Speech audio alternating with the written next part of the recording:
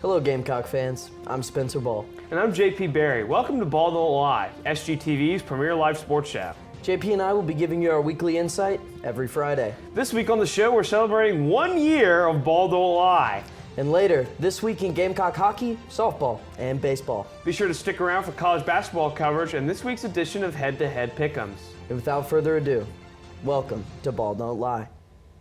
Welcome to the Kennedy Greenhouse Studio. I'm Spencer Ball. And I'm JP Barry. This is the one where there's a right answer and there's a wrong answer. I'm always the get-back game guy. There's so many teams with so many good wins. Because, they love seeing Clemson lose no matter what. Well, I think there's a lot of people that love seeing Clemson lose. Yeah, Return of the King released 20 years ago today. There you go. And for that reason, give me the Noles. I like being right more than I like being happy. I think the committee made the right choice. Florida State did not lose a football game. It's football. This is college football. How can you not be romantic about baseball? It's just such a tremendous sport. It's time. Man, is it time? I think it's time. This is Ball Don't Lie. This Saturday, Cock Hockey and Clemson face off at Bon Secours Wellness Arena for their last game of the college hockey regular season. And Spencer, we've been around this team all year long, and the Palmetto Cup is something that, of course, we are all too familiar with. And normally, South Carolina up there in the rankings, having a good year.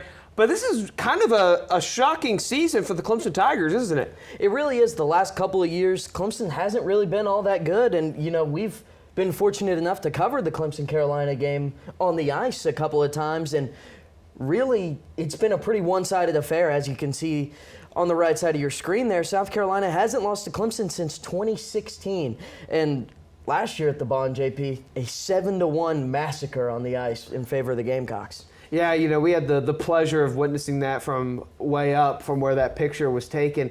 But both these teams have punched their tickets to the Nationals tournament, with Clemson going to the D2 and South Carolina in the Division I. But the Tigers made it all the way to the College Hockey South D2 championship round before losing to Tennessee. And they're really led by the three-headed dragon of Cade Heinold, Herbert Koff, and Thomas Samuelson, who make up over half, they make up exactly half, 48 out of 96 of the goals scored by Clemson this year.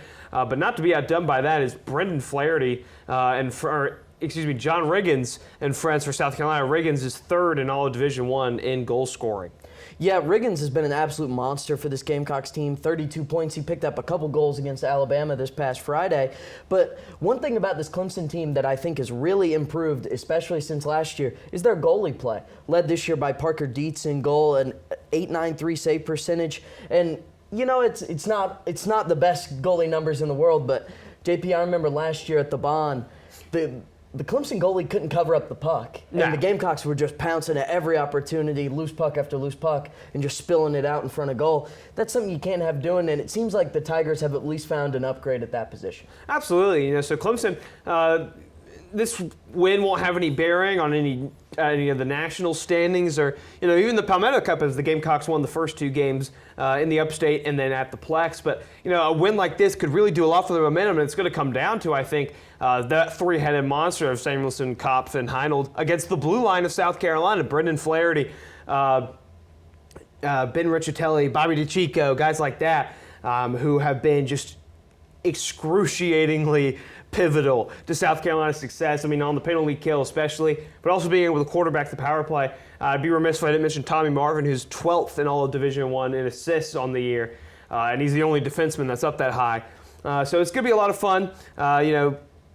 I'm excited for it. We'll be on the call tomorrow, so make sure you tune in. Puck drops at 1 p.m. Little plug there. Can guarantee it's going to be electric. And another thing I'd like to point out, at senior night this past Friday against Alabama, each player said, their senior, they had their little favorite memory. Captain of the team and team president, Bobby DeCicco, his favorite memory was beating Clemson. And never losing to the Tigers. Hasn't lost to Clemson yet, and he's, one final opportunity tomorrow to kind of clean sweep the Tigers for all the seniors. And, hey, that's a big opportunity, and we'll be there. But that's not all that's going on in the hockey world. Is next month, the Gamecocks will go on the road to Westchester, PA, right near the home of our producer, for the first ever Division I College Hockey National Championships. And, JP, look at all these loaded teams in here. A lot of familiar faces for the Gamecock squad, but also some teams that they really have never gotten the chance to face up against. Yeah, Looking at this, of course, it's the Tampa Bay Spartans, or excuse me, the Tampa Spartans, not Tampa Bay. But in Georgia, Auburn, and Alabama, so College Hockey South is well represented here. But then you have, teams, like you said, the Gamecocks haven't seen much of Niagara, who had an outstanding year. Look at that, 18-3-1. Fairfield, who the Gamecocks will have first in their pool, and Fordham. Out of New York. But even outside of that, people like Buffalo, Quinnipiac, St. Bonaventure, Farmingdale, Cornell, and Binghamton. It's a stacked tournament. I'm excited to see how the Gamecocks perform in pool play. Our good man, the usual tech guru for SGTV, will be working tech for Black Dog Entertainment Hockey for this. So that should be a lot of fun. But, Quinnipiac won the national championship in Division I NCAA hockey last year. Wouldn't it be something if they could also win it in Division I club hockey? Especially at the 10 seed. That'd be a little bit of an upset there from them. But teams, as you mentioned, like Niagara and Binghamton, have been kind of staples of this college hockey D1 championships, as they're both two really good teams. Tampa, that's the team that the Gamecocks are most familiar with. That is like and want to beat so badly. They want to get over the hump, and Tampa seems to be like the final boss, if you will. And it seems like every time they'll make it to the finals of a tournament, and it's the Spartans knocking them down. And it seems like really whoever makes it to the finals of a tournament, it's Tampa who ends up winning it no matter what. So it's going to be interesting to see kind of if they end up, escaping pool play, if they get to match up against any College Hockey South friends, or if it's more foreign opponents. Yeah, and I think that's where South Carolina challenging themselves a lot came into play, because as you saw there, they had a worse record than some of the teams that were seated below them, but they went out and they played a bunch of tough teams, and they were rewarded for that. And they, 16-6-1 is far from a bad record. And I'm excited. It's going to be a lot of fun. I love, we love hockey here at Boulder Live. Sure do. When the NHL playoffs come around, we're going to be preaching the gospel of the greatest playoff in the history of sports. But anyway, we're going to take a quick break, and after the break, we're going to fill you guys in on what the Gamecocks are up to on the diamond. Gamecock softball has been hot, and they'll need to stay hot as they go into the Gamecock Invitational this weekend. And JP, this team has still only got one loss in the year, sitting at 9-1, ranked 18th in the nation. And when they traveled down to Mexico in the Puerto Vallarta College Challenge, they went 3-1, losing to a Wichita State team who's really close to being in the top 25 last week. And hey, a really solid team, but this team is getting it done. Absolutely, and that one loss being a game in which the Gamecocks led almost the full length of the game. Gave up 4 in the top of the 7th. It's a tough way to lose. It was brutal. We were following it ourselves. The Gamecock Invitational should give them a chance to kind of get back and really kind of beat up on some teams that they should. I'm excited to keep on seeing Vaughter pitch and season. The 1-2 punch there for the Gamecocks is really something to behold. And they just keep, run ruling teams are going to have to start refunding people for their tickets, I think, because they're only getting half a game. Yeah, it's pretty ridiculous that kind of both of the Gamecock squad, softball and baseball, have just been run ruling teams the last couple days. But Elena Vaughter threw a one-hitter against Furman on Wednesday in an 8-0 victory, in which the offense has really started finding its stride. And we've mentioned it kind of last year, and we'll bring it back this year, is that the Gamecocks, they're winning the games that they're supposed to. And that is crucial, especially in a conference as daunting as the SEC. You have to be good in the non-conference. And something that the Gamecocks are incredible at, this softball squad, they are really, really good when they host an invitational. Going into last week's Carolina Classic, I believe they were 66-8 at home, which is just a ridiculous record in that tournament. And I know they have a similar pedigree in the Gamecock Invitational.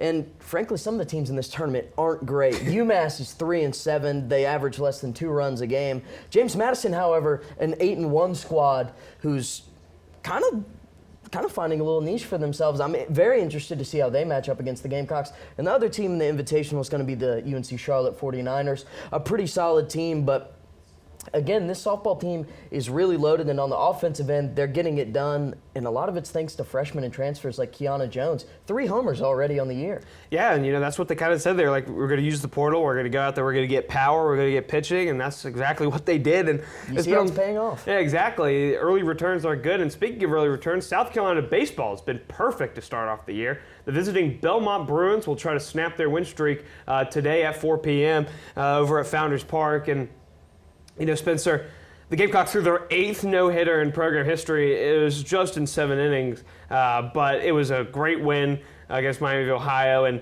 we got to see a return to form from guys like Roman Kimball, who missed last year due to injury. We got to see the transfer portal addition of Ty Good from the College of Charleston. And then, a lineup that needs no introduction introduced themselves to the college baseball world rather well. Yeah, they've got 3 straight run rule victories. Against Miami of Ohio, they just kind of dominated the Red Hawks, especially in the last 2 games of that series. But in the midweek, just kind of, I'll get the term right, laying the smack down this time, not whoop down, whatever I was saying last week. But Winthrop defeated them 12-2 in 7 innings and took care of Queens 13-3 in 8 innings. It's got them ranked 21st in the nation, still only good for 8th in the SEC right now in terms of rankings. It's and 8th in terms of where the 7th. They jumped ahead of Coastal Carolina. Yeah. So in the SEC and in the grand world of Carolina's baseball, the Gamecocks still have a lot of work to do. But not only is there a lot of new pitchers on this team, there's a lot of added bats like Tyler Causey. He leads the team in RBIs with 7, but he's really finding his niche, kind of playing that designated hitter role so far this season. Got his first homer the other day, and the lineup and both the pitching rotation, it looks really balanced. It's very healthy, Absolutely. It's going to be the same starting rotation for the Gamecocks this weekend with Eli Jones, Dylan Eskew, and Roman Kimball against Belmont. Should be a lot of fun. Chris Veach, who is starting to cement himself as potentially the best closer in all of college baseball.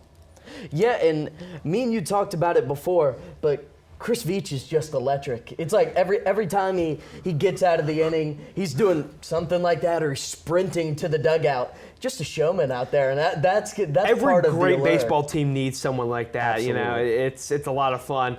It went viral in the College World Series when Wake Forest made it there, and their pitcher, he was up there like snorting like a raging bull about to bust out of a cage. And hopefully the Gamecocks can make it back to Omaha for the first time since I believe 2011. I feel like Chris Veach will go viral on social media just the same. And it might be a Ball Don't Lie road trip to Omaha. That would be, pretty sick. I can't lie. Please stay tuned for our vlog, people. Yeah. Omaha, we'll vlog for Omaha. It would take something like that to get us to just vlog, I guess. It's really, it's not our forte. We prefer to just yap about numbers and, spreadsheets and Ken Palm ratings. Analytics. But be sure to stay tuned for our college basketball updates right after this commercial. Speaking of perfect records, the UFC women's basketball team is still undefeated after an SEC bout against Alabama, where the Gamecocks captured another regular season conference championship. Spencer, the train just keeps on rolling, and I'm very excited.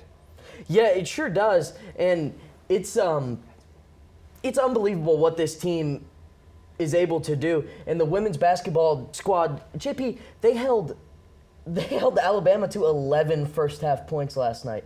And it's not only their ability to score, but the defensive. That's kind of what this team has been, I would say, built on under Dawn Staley, especially with people like Aaliyah Boston, and now passing the mantle on to Ashlyn Watkins and Camila Cardoso, just being so just frustrating to play against on the interior because they're just so big and they just get it done.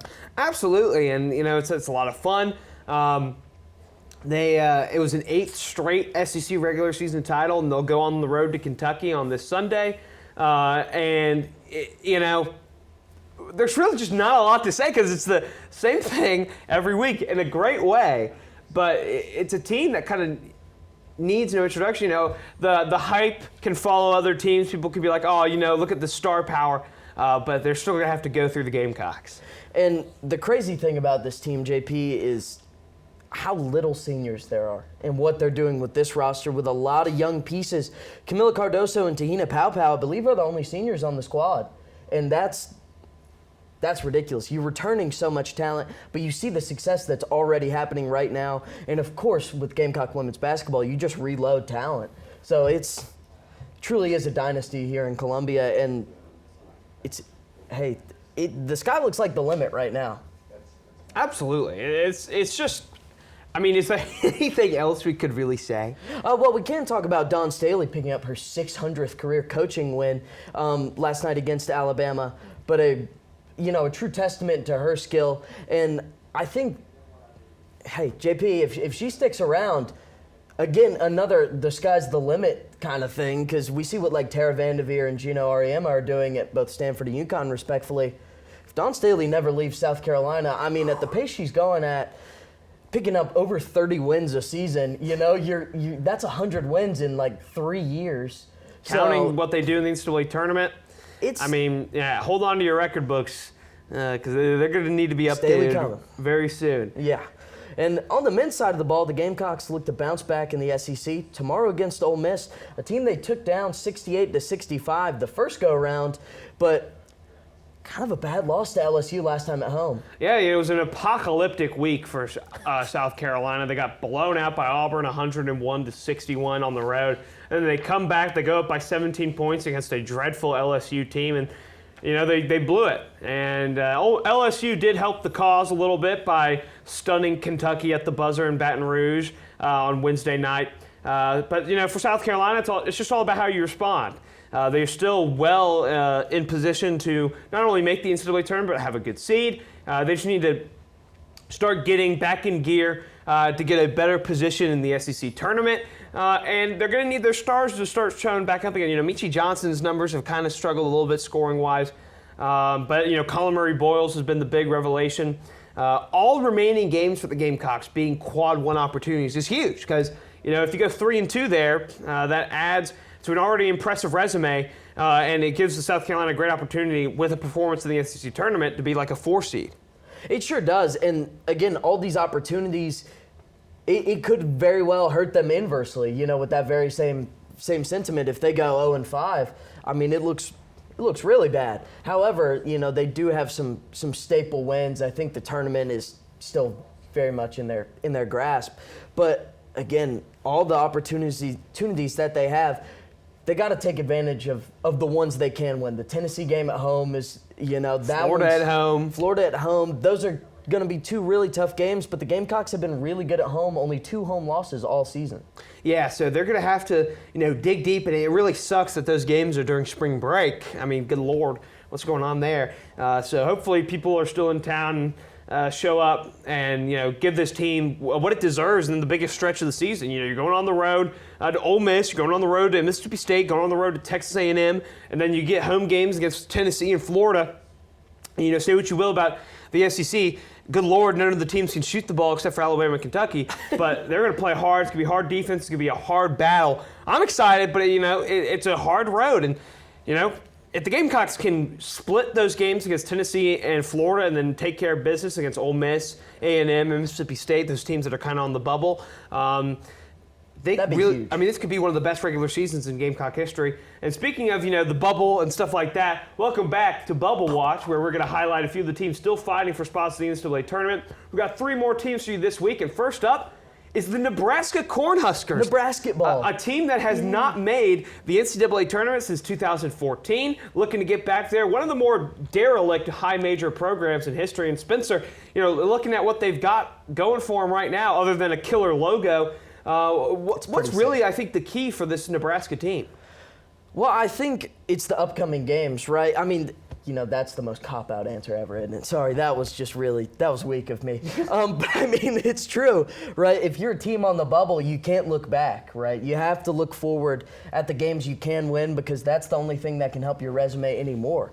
You've got to take care of business against Minnesota and Ohio State, absolutely. They already have some signature wins. I mean, taking down number 3 Purdue and Wisconsin. Kansas State is still a great win, but those 2 specifically I think are huge wins for Nebraska. So I think it's really all about beating the teams you should beat. As you can see, they do have some pretty bad losses, but Nebraska's pretty good at home, and that's going to be key, especially in the Minnesota game. But on the road against Ohio State, with an interim head coach, should be able to take care of business against the Buckeyes there. Yeah, I feel like if you're Nebraska, you're kind of looking at hitting that 20-win mark, finishing in the top 5 in the Big Ten, you should be good. What could very well hold them back, though, is if they drop a game to like a Minnesota or an Ohio State, and then the committee's going to look at that just horrible non-conference schedule.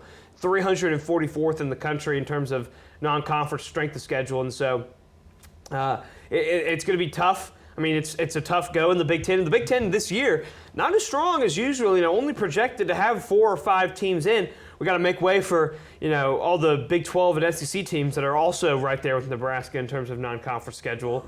We'll argue about that when the bracket gets revealed and some teams get left out that shouldn't. But it happens every year. It does. But it's a Nebraska team that's fun to watch. They shoot the 3-ball well. They're led by some fun players. So it's really just all about how they can continue on with this great momentum, and Fred Hoiberg can get the Huskers back to the tournament. But that was only one of 3. That was the team with perhaps the best resume right now. But another team, the next team we're going to talk about, has some great wins as well. They sure do. Moving over to the East Coast, specifically the city of brotherly love, the Villanova Wildcats are also chasing a March Madness bid. And a team, this is usually a powerhouse of basketball, JP, but they, again, have some amazing wins, taking down UNC in the Battle for Atlantis earlier this year, as well as Texas Tech in that same tournament. And they defeated Creighton on the road, which is a huge win, as we just saw Creighton taking down number 1 UConn. That's a team to look out for, but again, that kind of helps their resume, makes Creighton look even better, and that's one of the things that can help like this. But again, only 15-11 on the year, but the ratings do still like this team. Yeah, and so it's really just been a battle of which Villanova team are we going to get? Are we going to get the one that went up against UNC and won going away, blew out Texas Tech, took down Creighton on the road, blew out Seton Hall a couple weeks ago? Or is it the team that didn't get a shot off against Xavier on the final possession, or dropped all of the Big 5 Classic games to pin St. Joe's and Drexel? That's pretty bad. Drexel is far from a bad team, but that is just a brutal loss at home. They're a very skilled defensive squad, and for Villanova, I think it's just going to come down to finishing in the top 5 in the Big East, maybe going on a run, getting to 19 or 20 wins, continuing to play their style of basketball. They don't turn the ball over. They're not going to. They're going to defend without fouling. And man, was there ever a better opportunity for Villanova than this Saturday, prime time on Fox? Gus Johnson, Bill Raftery on the call, going on the road against the number 1 team in the land, the UConn Huskies, to really kind of flip the perception of them and get them right into the thick of the tournament play. Oh yeah, if you want to, if you're a bubble team and you're looking to get in the tournament, a win over the number 1 team in the country will certainly help your odds, to say the least. Especially a team as dominant as UConn has been. I say that they kind of got 20-pieced on the road this week, but again, a huge opportunity for the Wildcats. And you think if they take down UConn, win a couple more games, how can you say no to that? Exactly.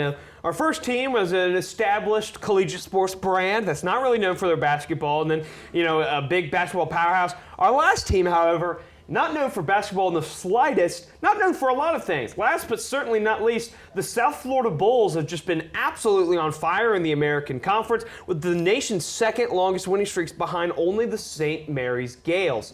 And man, South Florida, under first-year head coach Amir Abdur-Rahim, coming over from Kennesaw State, they've just been on fire.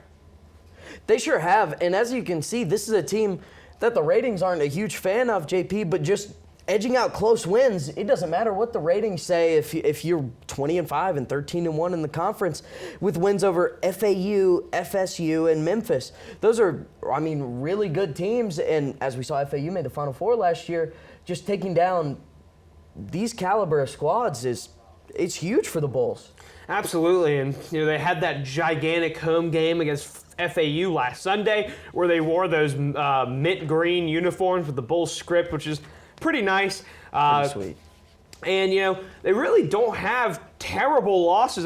They lost to Maine and they lost on the road to Hofstra early on in the non-conference, but ever since they've bounced back, the real big problem for this team is that They just don't have the quad one opportunity. It's not their fault Florida State isn't up to their usual standard. They have a winning record against quadrant 2.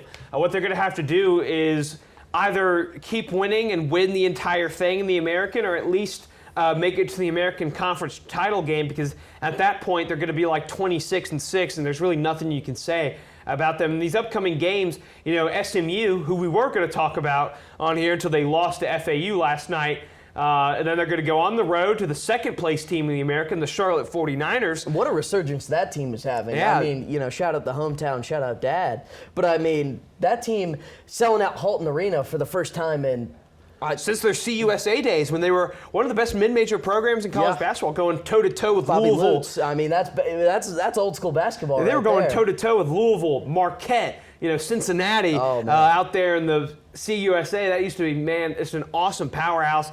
For South Florida, the name of the game is to just buck the ratings and just keep on winning and have a good time, man. This is the first time USF has had good vibes in basketball in a very long time. And you saw the graphic there. I mean, look at the smiles on their faces. I mean, taking down FAU, a team that has really built itself up, is such a great feeling, but it's also kind of shows them what they can become. FAU has not been a good basketball team until recently, and the Bulls can kind of follow in their footsteps, and taking them down, that's a great step.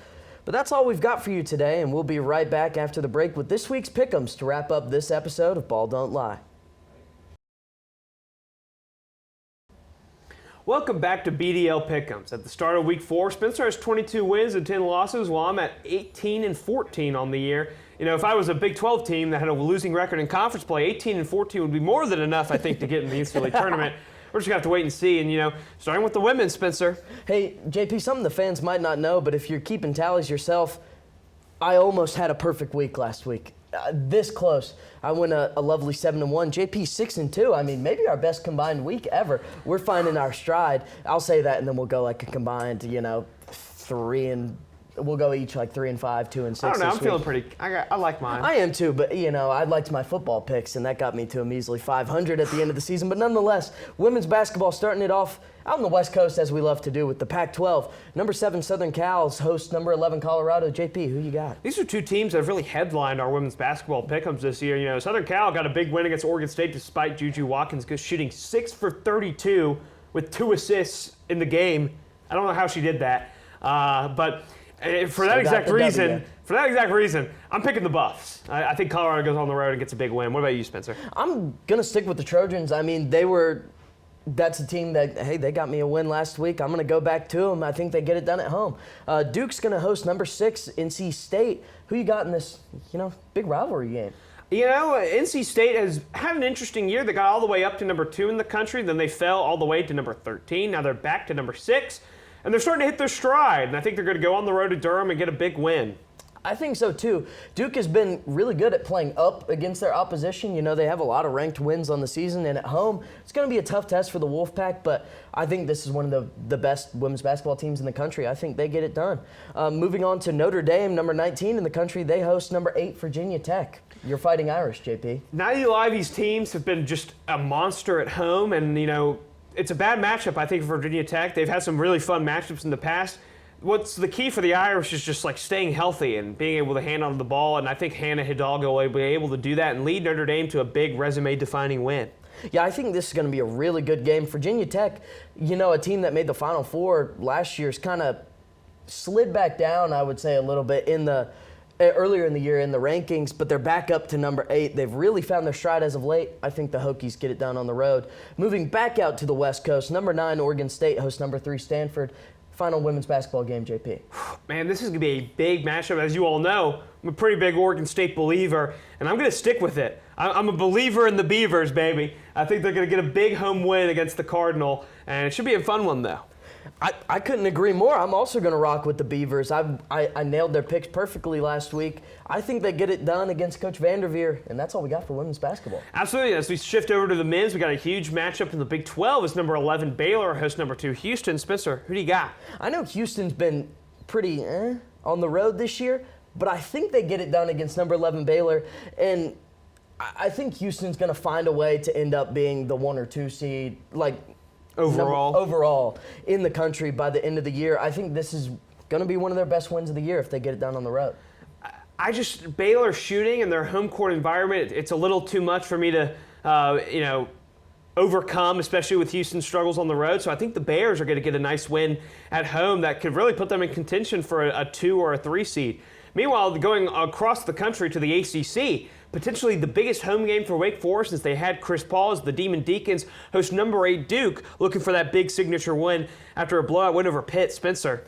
Well, we talked about the Demon Deacons last week on Bubble Watch, the new hit segment. And this is kind of the signature home win that I think the Demon Deacons need. And JP, dare I say it, I think they get it. Give me the Deacons this week against the Blue Devils. I think Steve Forbes is going to rally the troops and get a massive win for the Demon Deacons over Duke and just really kind of solidify Wake Forest as that 5th ACC bid in the NCAA tournament behind UNC, UVA, Duke, and Clemson.